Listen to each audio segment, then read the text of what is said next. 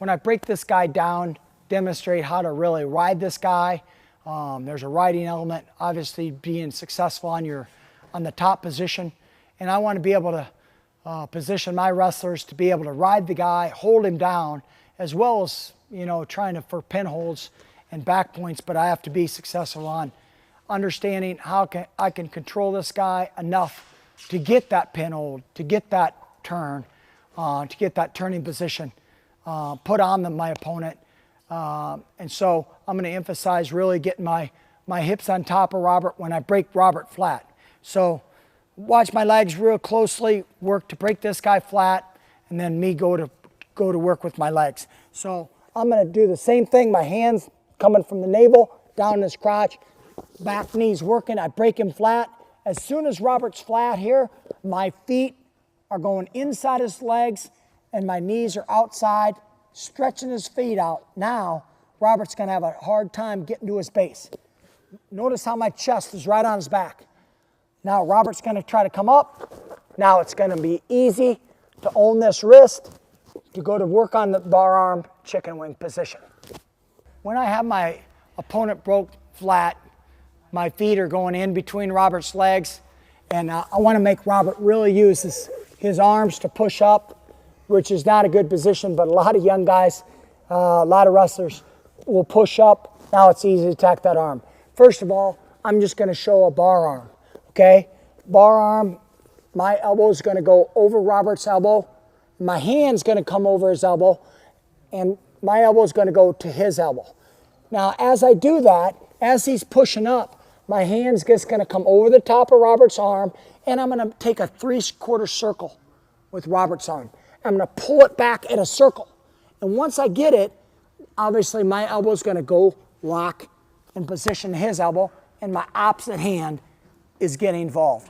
Notice how my hand, there's a lot of pressure there with Robert.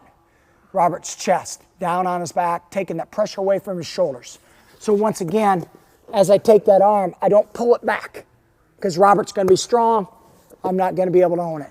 So I have to circle this elbow back toward my hip. That's the key as I push pressure with my opposite hand. My elbow, chest is tight to Robert's elbow, chest down on him. I can even grab my own wrist. Notice that. Now that's a lot of pressure. Robert feels a lot of pressure there. And we're going to work this position right here. Notice how high his shoulder is. If Robert's shoulder's forward, that means I don't have enough pressure back on him. My elbow's got to pull back toward my hip. So my elbow's to my hip rather than me just having a hold of Robert's elbows here. My elbow's high and outside. Okay? I want to have my elbow back. Now that controls Robert's shoulder in that fashion. So a lot of times young guys get misunderstood. My elbow's out here. I might get a turn, but I can't turn the best guy. Turn the best guy, my elbow's back, tucked tight to my hip. My chest is involved. My opposite hand's involved. Now, what I'm going to do from this bar arm position, I'm going to get across his hips. What I mean by that, I'm going to take my hips and my knee, my back knee is going to block his hip. That puts a lot of pressure on Robert's shoulder right there. Now, I can go to double chicken wing there, or I can push Robert's head down, keep him weight on his shoulder, walk around his head. He comes to me, my hand's underneath, and I call it come to Papa, put him away, good night. Another easy way to get your guys, if they're not a bar arm, they're not used to bar arming people or chicken winging people, is just get them in that fashion of, hey, this is a good drill to do to warm up. Okay, warm up with, if you might have what we do here in Nebraska sometimes have a top-bottom day, and just get guys especially young wrestlers, just in the mode of chicken winging people or bar arming people, is to get my body top, my hips on top of this guy, my chest down on him, and my hands coming toward his elbows. Now I'm just going to circle my elbow back toward my hip. Okay? Let him go. Circle my elbow back. Notice how my fist is in his back. Other hand supports that by keeping his chest back. That way I can get my elbow cocked back toward my hip. That's the key. But I can just practice over and over, scooping his arm, scooping his arm. See how my opposite hand works? My hand coming toward his elbow, and I'm circling it back into my elbow, rather than trying to get my elbow here, okay? Guys are gonna be too good there.